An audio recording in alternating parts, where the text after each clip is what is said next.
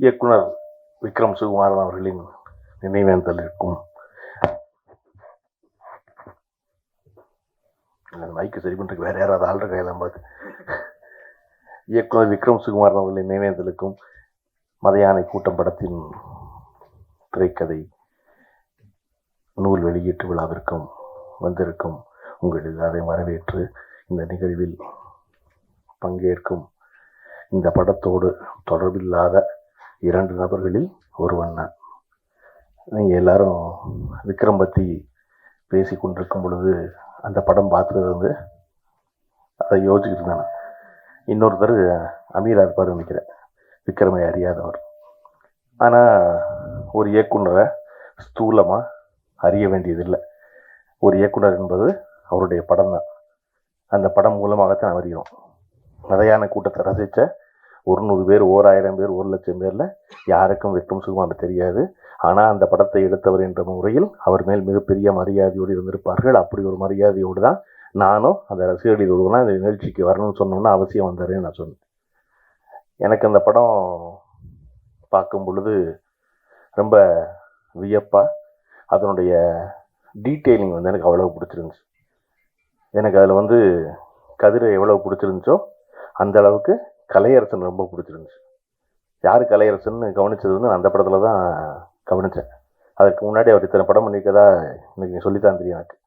அதை போல் வந்து வேலராமமூர்த்தி அவர்களை வந்து அவருடைய நூலின் வழியாக, அவருடைய நண்பர் சௌபா வழியாக ரொம்ப அணுக்கமாக பக்கத்தில் பார்த்தேன். நான் பார்த்த அந்த வேலராமமூர்த்தி அப்படியே திரையில் பார்க்கும் பொழுது அந்த வேலராமமூர்த்தியை மிஞ்சி ஒரு சிவனம்மா வந்து நிற்கும் பொழுது எனக்கு சிவனம்மா படம் முடிச்சு வெளியே வர வரைக்கும் ஞாபகத்தில் இருந்துக்கிட்டே இருந்தாங்க. அதுக்கு ஒரு 10 வருஷம் ஞாபகத்தில் இருக்காங்க, நேற்று வரைக்கும் ஞாபகத்தில் இருக்காங்க. அதுக்கப்புறம் எத்தனையோ நான் படம் பண்ணிட்டேன், நான் இன்னமும் சிவனம்மா தான் அப்படின்னாங்க. எங்களுக்கு ராதிகாவே இன்னும் பாஞ்சாலி தான், ஸ்ரீதேவியே இன்னும் மயில் தான், ரஜினிகாந்தே பரட்டை தான். அப்படியும் நீங்கள் சிவனம்மா தான் கிடைச்ச வரைக்கும். ஒரு கதாபாத்திரம் ஏற்படுத்திய பாதிப்பிலிருந்து கதாபாத்திரங்கள் வெளியே வந்து விடுகிறார்கள், ரசிகர்கள் வெளியே வருவதே இல்லை. திரும்ப திரும்ப அதைத்தான் பார்க்க விரும்புகிறோம். நீங்கள் ரஜினிகாந்த் எத்தனை ஹீரோவாக நடித்தாலும் மறுபடியும் என்னைக்கு இதே எப்படி இருக்குது கேட்குறாரோ அன்னைக்கு தான் அவர் நமக்கு பிடிச்சாள். என்னைக்கு மறுபடியும் ஒரு வில்லனாக இருக்காரோ அன்னைக்கு தான் அவர் நமக்கு பிடிச்சாள். ஏன்னா அவர் அப்படித்தான் எனக்கு பதிஞ்சிருக்காரு, அப்படித்தான் ஞாபகத்தில் இருக்கும். அப்படி ஒரு திரைப்படத்தை கிட்டத்தட்ட 10-12 ஆண்டு காலம் கழித்து இப்படி கொண்டாடுவது என்பது முயற்சிக்குரியதா அப்படின்னா இல்லை. ஒரு திரைப்படத்தை அதன் இயக்குனரை இன்னைக்கு கொண்டாடுறோம். அவருக்கு ஒரு இன்னைக்கு இருந்திருந்தாருன்னா அவருடைய ஆத்மா பெரிய திருப்தி அடைஞ்சிருக்கும் அப்படின்னு சொல்வது. திருப்தி அடைந்திருப்பது நம்முடைய ஆத்மாவை தவிர விக்ரம் சுகுமாரன் ஆத்மாவாக இருக்கவே முடியாது. அது இருக்க முடியும். அந்த ஆத்மா என்ன சொல்லணும்னா, அயோக்கிய பயிலா இன்னைக்கு கூடுறீங்களா எல்லாருக்கும் இல்லையா? அப்போ என்ன செய்வது அப்படின்னா, நடிகர்கள் எல்லோரும், தயாரிப்பாளர்கள் எல்லோரும் தொடர்ச்சியாக இயக்குநர்களை வைத்து அடுத்தடுத்து படங்கள் செய்வது தான் ரொம்ப முக்கியம். நீங்கள் நினச்சி பாருங்கள், பேசுகிற 10 நிமிஷத்துக்குள்ளே கோயம்புத்தூர் ஸ்லாங் எட்டி பார்க்குற கதிரையும், நான் வந்து மீஞ்சூர் அம்மாவுக்கு பிறந்தவன்னு சொல்கிற கலையரசனையும் கொண்டு போய் மதியான கூட்டத்தில் ஒருத்தரை ஆக்கிட முடியும் ஒரு இயக்குனராலேனா, அந்த இயக்குனரை ஒவ்வொரு படத்துலையும் அயோக்கிய பயில தீக்குளிக்க சொல்லிக்கிட்டே இருப்பாங்க. இங்கே இயக்குனர் ஒவ்வொரு படத்துக்கு தீக்குளிக்கணும், ஒவ்வொரு படத்துக்கும் நிரூபிக்கணும். ஆனால் நடிகை நிரூபிக்க வேண்டாம். நடிகன் 10 தோல்வி படம் எடுத்துகிட்டு வரலாம், அது மறுபடியும் என்ன சொல்லுவான்னா, இயக்குனர் நான் வாய்ப்பளிச்சேம்மா. இயக்குனர் வெற்றி பெற்றுட்டாருன்னா காலம் உள்ளளவு மறக்க மாட்டேம்மா. எப்போ வரைக்கும்? மறுபடியும் அடுத்த படத்தில் தீக்குளிக்கிற வரைக்கும். நீங்கள் அடுத்த படத்துலையும் தீக்குளித்து நிரூபிக்கணும். ஆனால் ஒரு பொழுதும் நான் இல்லாத பொழுது நீ என்ன செஞ்ச அப்படின்னு ராமன்களை பார்த்து தீக்குளிக்க சொல்கிற வாய்ப்பு சீதைகளுக்கு வாய்ப்பதே இல்லை இல்லையா? எப்படி ஒரு இயக்குனர் படத்துக்கு படம் நிரூபிப்பான்? ஏன் இன்னைக்கு ஏவிஎம் போலும் நிறுவனத்தையும் தேவர் நிமிஷம் கொண்டாடுறாங்க அப்படின்னா, அது ஒரு படம் ஓடும் ஓடாது, அது பரவாயில்ல, அந்த டேரக்டர் கூப்பிடுவோம்ப்பா, சொன்னபடி எடுத்தாருப்பா, வச்சு கொண்டு நடத்துவோம்ப்பான்னு. அப்போ இந்த படத்தை இதை போன்ற இயக்குநர்களை தொடர்ந்து நிறைய பண்ணும். நான் பேசுறதுக்கு இருக்கும், கதிர் பேசிக்கிட்டு இருக்கும்போது அமீன் சார் எங்கிட்ட சொன்னார், நீங்கள் கதிரை வச்சு ஒரு படம் பண்ணலாமே அப்படின்னாரு. யார்? நானா அப்படின்னு. யாரை வச்சு அப்படின்னு? கதிரை வச்சு அப்படின்னாரு. சொல்லிட்டேன், சிரிச்சுட்டு சும்மா இருந்தேன். எனக்கு அமிட்ட ரொம்ப பிடிச்சது என்னன்னா, அடுத்து நான் என்ன சொல்ல போகிறோம் அது அவரே சொல்லிடுவார். அடுத்து அவர் சொன்னார் குனிஞ்சிட்டு, ஏன் இதை நீ பண்ணலாமேன்னு கேட்குறீங்களா அப்படின்னாரு. நானும் அமீரும் சேர்ந்து கதிட்டு சொல்வது என்ன அப்படின்னா, இவ்வளவு இளமையா இருக்கீங்க, இவ்வளவு எங்க இருக்கீங்க, இவ்வளவு துடிப்போடு இருக்கீங்க, தயவு செஞ்சு வருஷத்துக்கு 5 படம் பண்ணுங்க. என்ன கேடு உங்களுக்குலாம்? என்ன நீங்க கரெக்டான கதையை கண்டுபிடிச்சிருக்கீங்களா? டைரக்டரை கண்டுபிடிக்க முடியாது கரெக்டான கதையை. மம்முட்டி சொல்றாரு 75 வயசுல நல்ல படம்ங்கிறது அமையுதுங்க. எல்லாருமே நினைக்கிறோம். எனக்கும் தெரியாது. எனக்கு படம் ஓடுனதுக்கு அப்புறம் எனக்கு தெரியும் படம் ஓடுனுச்சுன்னு. அடடா அப்படியானு எல்லாருமே நல்ல படம் நினைக்கிறேன். அதனால விறுவிறு நடிக்க வேண்டியதானே இல்லையா? இதுல 10வதுக்கு அந்த ப்ரொடியூசர் கவுன்சில் அறிக்கவர் எனக்கு என்னன்னு தெரியல. ஓடிடி எல்லாம் போய் நடிக்காதீங்கன்னு நடிக்கிறதுல போறான். அதாவது சினிமாவில் நடிச்சா ஓடியில் நடிக்காதீங்க, சினிமாவில் இயக்குனா ஓடிடியில் போய் படம் இயக்காது. ஐயா என்ன நடக்குது உலகத்துலன்னு புரியாம இவன் வேற குறுக்க நடக்காண்டான்னு குனிய வச்சு முதுகுல அடிக்கிறவங்களா. எப்பவுமே கால மெதுவும் அதுக்கு பொருந்தாத ஒண்ணு பேசிக்கிட்டே இருக்கும் அந்த கவுன்சில். நடிகர்களை இன்ஸ்டாகிராம்ல பார்த்து கூப்பிட்டு இருக்காங்க.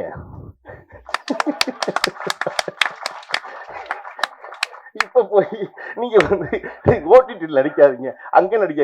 எங்கேயாவது ஒருத்தர் நல்லா நடிச்சா கூப்பிடுவாங்க இல்லையா? இங்க நல்லா நடிச்சா அங்க கூப்பிடுவாங்க. 10 இடத்துல கூப்பிடுவாங்க நல்லா சமைக்கிறோன்னு இல்லையா? அப்ப இது என்ன இப்படித்தான் எனக்கு நல்ல ஞாபகம் இருக்கு இன்னமும். அதாவது டெலிவிஷன்ல வந்து ப்ரோக்ராம் பண்ணாதீங்க. 20 வருஷத்துக்கு முன்னாடி ஊர்வலம் போனாங்க இப்போ மவுண்ட் ரோட்ல. கமல்ஹாசன் மட்டும் கதவை சாத்திட்டு வரமாட்டேன்ட்டாரு. கமல்ஹாசனை வந்து கலை துரோகின்ட்டாங்க எல்லாருமா சேர்ந்து. அவர் சொன்னாரு, டே வீட்டுக்குள்ள வந்துருச்சு சினிமா, உங்களுக்கு புரியலையான்னாரு. இன்னைக்கு ரிலீஸ் பண்ற ஒரு சாதாரண படத்தை 300 ஸ்கிரீன் ரிலீஸ் பண்றோம். இந்த வேலையை 15 வருஷம் ஒன்றி சொன்னார் கமல்ஹாசன். தயவு செஞ்சு நடந்து போற தூரத்தில் இருக்க தியேட்டர்ல கூட ரிலீஸ் பண்ணுங்க படத்துக்கு. சினிமாவுக்கான வாழ்நாள் காலம் குறைஞ்சிருச்சு, அதற்கு பதிலாக வியூவர்ஸை தான் மதியப்படுத்தணும் அப்படின்னு சொன்னாரு. அதெல்லாம் சினிமாவை என்ன நீங்க அப்படின்னாங்க. இப்படி இதெல்லாம் தொடர்ச்சியாக இன்னொன்று வேற, இந்த யூடியூப்ல உட்காந்துக்கிட்டு பணம் சம்பாதிச்ச அத்தனை ப்ரொடியூசர் உட்காந்துக்கிட்டு சினிமாவே ஓடலைன்னு சொல்லிட்டு படம் எடுத்துட்டு இருக்காங்க. இந்த வேலையை நிப்பாட்டி விட்டு விறுவிறுன்னு நிறைய வேலை செய்வதான் முக்கியம். அந்த கவுன்சில் அறிக்கை அதுதானான்னு தெரியல முழுமையா. ஏன்னா எனக்கு அதுல இருந்து சத்யஜோதி தியாகராஜர் இருந்தாரு, அவர் அறிவானவர். இல்ல சேர்க்கை சரியில்லை, அவருக்கும் தெரியல.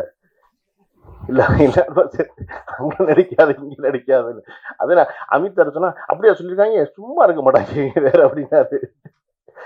அத இப்படி இருக்க காலச்சூழல்ல விக்ரம் சுகுமாரன் போல இங்க 100 இயக்குநர்கள் இருக்காங்க இல்லையா? நாம் நமக்கு முன்னாடி இருப்பவர்களை எப்படி கொண்டாடுகிறோமோ. நான் சமீபத்தில் ஒரு கவிதையினுடைய தமிழ் மொழிபெயர்ப்பு படிக்கும்போது அந்த அம்மா வந்து வெளிநாட்டு அம்மா விமானத்தில் போகும்போது தன்னோட ஒரு செடியை தூக்கிட்டு போறதா சொல்லி வர்ற கவிதையில, ஏன் எப்பொழுதுமே கையில் ஒரு செடியை தூக்கிட்டு போகணும் நாடு விட்டு நாடு போகும்போது அப்படின்னா, தன் வேர்களோடு இருக்கிற தொடர்பை விட்டு போகாமல் இருப்பதற்காக நான் தூக்கி செல்கிறேன்னு சொல்லுவான் அந்த கிழவி. அதை போல நமக்கு முன்னாடி இருப்பவர்களை வந்து நம்முடைய முன்னோடிகளை எப்படி கொண்டாடுகிறோமோ அப்படி நமக்கு பின்னாடி வந்தவர்களையும் கொண்டாடுவது ரொம்ப முக்கியம். பின்னாடி வருபவர்களுக்கு இந்த இருக்கான் பிரமாதமான அவர் சொல்றது ரொம்ப முக்கியம். என்னுடைய இயக்குனர் பார்த்திபன் அவர்களை நான் எப்பொழுதும் நினைத்துக் கொள்வதற்கான காரணம், பாக்கியராஜ் அவர்கள் ஒரு மிகப்பெரிய சாதனைக்கு சொந்தக்காரர். தன்னுடைய இயக்குனரை கொண்டாடும் பொழுது எவ்வளவு மனம் மகிழ்ந்து மனம் நிறைந்து கொண்டாடுவாரோ, அப்படி எந்த சாதனையும் செய்யாத தன்னுடைய உதவியாளனாகிய என்னை கொண்டாடும் போதும் அதே போல பழனி பிரமாதமான நாள் என்னை கொண்டாடுவார். அப்ப தனக்கு முன்னாடி இருந்தவரை கொண்டாடுவதை போல பின்னாடி இருந்தவரை கொண்டாடுவது ரொம்ப முக்கியம். அப்படி விக்ரம் சுகுமாரனை கொண்டாடி இருக்க வேண்டும் அப்படின்னா கொண்டாடி இருக்கணும். முன்னாடி போது பின்னாடி கொண்டு பிரமாதம் ஒரு வேலை செஞ்சிருக்கானே, வேலை செய்யறானே அப்படின்னு. இந்த புத்தகத்துல வந்து ஒரு வரி கேமராமேன் வந்து ஒரு வரி சொல்லியிருக்காரு. நாங்க வந்து இந்த படத்தில் வேலை செய்யும் பொழுது எடுத்த முடிவுகளை இன்னைக்கு எடுப்போமான்னு எங்களுக்கு தெரியல. காரணம் இளமையின் காரணமாக மிக அசாதாரணமான முடிவுகளை சாதாரணமாக எடுத்தோம் அப்படின்னு. விக்ரம் சுகுமாரன் இருந்திருந்தால் இன்னைக்கும் அதே அசாதாரணமான முடிவுகளை சாதாரணமாக எடுத்தோம். அப்படி எவர் ஒருவர் தன்னுடைய துறைகளில் எடுக்கிறார்களோ அவர்கள் தான் நிலைத்து நிற்கிறார்கள். அதுக்கு வந்து வயது இளமை அதெல்லாம் காரணம் கிடையாது. அடுத்தடுத்து தொடர்ச்சியாக அந்த முடிவுகள் எடுக்கணும். எடுக்கிறதுக்கான வாய்ப்பு எல்லாருக்கும் கனியணும். கனிவதற்கான விஷயத்தை பரஸ்பரம் ஒருவருக்கொருவர் செய்து கொள்ள வேண்டும் என்பதுதான் முக்கியம் இல்லையா? கலையரசனை ஏதோ ஒரு இடத்துக்கு போய்கிட்டு இருக்கும் பொழுது ஃபோன் பண்ணி கூப்பிட்ட ஒரு உதவி இயக்குனர் வரல, அந்த உதவி இயக்குனர் இருப்பாரு. அந்த உதவி இயக்குனரை தூக்கி கொண்டு போய் இயக்குனர் ஆக்குற முழு பொறுப்பு கலையரசனுக்கு இருக்கு. கலையரசனுக்கு மட்டும் இல்லை, கலையரசனும் உதாரணம். கலைசனை ஏன்டா பைபிள் இத்தனை பேர் உட்காந்துருக்கு என்னை மட்டும் கோர்க்கிற மாதிரி நினச்சக்கூடாதுல்ல. இல்லை இல்லை அது போல இல்லை சொல்கிறேன் கண்டிக்கிட்டு இல்லை தொடர்ச்சியாக பண்ணுறது முக்கியம். தொடர்ச்சி அது வருமானம் நீங்கள் சொன்னீங்க இல்லையா, கல்யாணத்துக்கு போகும்போது 10,000 மொய் செய்வாங்கன்னு, அந்த போய் மறுபடியும் திருப்பி அடுத்த அவன் செஞ்சாதான் இவன் செய்வான் திருப்பி. அது தெரியாது உங்களுக்கு மதுரையில். இல்லாட்டா மைக்கு போட்டு கூப்பிடுவாங்க தெரியுமா உங்களுக்கு பீஞ்சூரில் தெரியாது. மைக்கில் கூப்பிடுவாங்க தான் வேலராமூர்த்தி தெரியும் எப்படி சிரிக்கிற பாருங்க. மைக்கில் கூப்பிடுவாங்க ஆளுங்க. தங்கச்சி மகளுக்கு மொய் செஞ்ச வகையில் பண்ண பணம் 10,000 இன்னும் வந்து சேரல. ராமமூர்த்தி எங்க இருந்தாலும் வர வேண்டியது மாதிரி ராமமூர்த்தி பந்தியில் உட்கார்ந்து உதறிட்டு வரணும். அந்த மாதிரி பதிலுக்கு பதில் செய்வது இல்லாமல் செய்வது இயல்பாக ஒருவர் தாங்கி பிடிப்பது என்பது இல்லையா. இன்னைக்கு சிவனம்மான்னு ஒன்று தெரிஞ்ச உடனே இத்தனை இயக்குநர்களை கொண்டாடுவதை சொல்லி மகிழ்கிறார்கள் அந்தம்மா. அப்போ ஒரு இடத்துல தெரிஞ்சிட்டா போதும், அந்த மாதிரி ஒரு தடவை செஞ்சுட்டா போதும், அது தொடர்ந்து செய்ய வேண்டியது இருக்கிறது. இதை ஏன் என்னாலேயோ அமீராலேயோ ஒரு மேடையில் உட்காந்து அவனை வச்சு நீ படம்னு சிரிச்சிக்க முடியுதுன்னா, நாங்கள் அமீர் கமலஹாசன் ரசிகன், நான் ரஜினிகாந்த் ரசிகன். ஆனால் 2 பேருக்கு பிடிச்ச ஒரு வருஷம் என்னன்னா, 2 கை 2 கால் இல்லாட்டினாலும் இந்த காலி பொழைச்சிக்குவான் சார், இந்த காலி கெட்ட பைசா இருக்குன்னு நினச்சி இருந்தவங்க. மகேந்திரன் சார்ட்ட சொல்லி நான் மகிழ்ந்துருக்கேன். எப்படி சார் அப்படி ஒரு வருஷம் எழுதுறீங்க அப்படின்னு. அது நம்ம தானே அப்படிம்பாரு. அடிக்குறல் அது நம்ம தானே அப்படிம்பாரு. அதை போல நாம் தொடர்ச்சியாக வலுவோடு இருப்பது என்பது எல்லாராலும் இருக்க முடியாது, எல்லாரையும் எதிர்த்து பேச முடியாது. சினிமாவில் ஏன் இவ்வளோ அழுத்தத்துக்கு ஆளாகிறான், ஏன் இவ்வளோ ஸ்ட்ரெஸ்ஃபுல்லாக இருக்குது சினிமா லைஃபு, ஏன் இவ்வளவு ஒழுக்கக்கேடான செயல்களுக்கு தன்னை தளர்த்து தன்னை ரிலாக்ஸ் பண்ணணும் நம்பி வேறு காரியங்கள் செய்ய ஆரம்பிக்கிறா அப்படின்னா உன்னத்தையுமே சொல்ல முடியல. எவன் வாய்ப்பு கொடுப்பான், எவனை நாளைக்கு கும்பிட வேண்டியிருக்கும், எந்த காரை திறக்க வேண்டியது தெரியாததுனால மனசுக்குள்ளே வச்சுக்க வேண்டியது. எல்லாத்தையும் மனசுக்குள்ளே வச்சுக்க வேண்டியது இல்லைங்கும்போது ஒரு அழுத்தமும் இல்லை. என்ன செய்ய போகிறோம், நம்ம போய் நிம்மதியாக தூங்க போகிறோம், அவன் தூங்காமல் இருக்க போகிறான். நான் அடிக்கடி சொல்லுவேன், நம்ம மனசுக்குள்ள நினைக்கிறத பேசாமல் போயிட்டோம்னா போய் நம்ம தூங்காமல் இருப்போம். ராத்திரி அவன் நிம்மதியாக தூங்குவான். நம்ம நினச்சதை பேசிட்டோம்னா அவன் போய் தூங்காமல் இருக்க போகிறான், நம்ம போய் நிம்மதியாக தூங்க போகிறோம். அப்போ நமக்கு பிபி வராது, நமக்கு ஹார்ட் பிளாக் கிடையாது, நமக்கு ஒன்றுமில்ல. நம்ம பாட்டுக்கு அடுத்த நாள் புத்தகத்தை படிச்சுட்டு வேலராமூர்த்தியவோ பிரபஞ்சனையோ படிச்சு விட்டு நம்ம பாட்டுக்கு பேசாமல் இருக்கலாம் இல்லையா. அப்போ இங்கே அதை போல வாய்ப்பு எல்லோருக்கும் அமைவதில்லை. விக்ரம் சுகுமாரனுக்கு அமைஞ்சதுக்கான காரணம் அவருக்கு தைரியம் தான். எனக்கு சோப்பு டப்பா கூட கிடைக்கல அப்படின்னு சிரிச்சுட்டு ஏன் சொல்ல முடிஞ்சு அப்படின்னா, அதெல்லாம் வாங்கிக்கலாம் பரவாயில்லன்னு நினச்சிருக்கான்.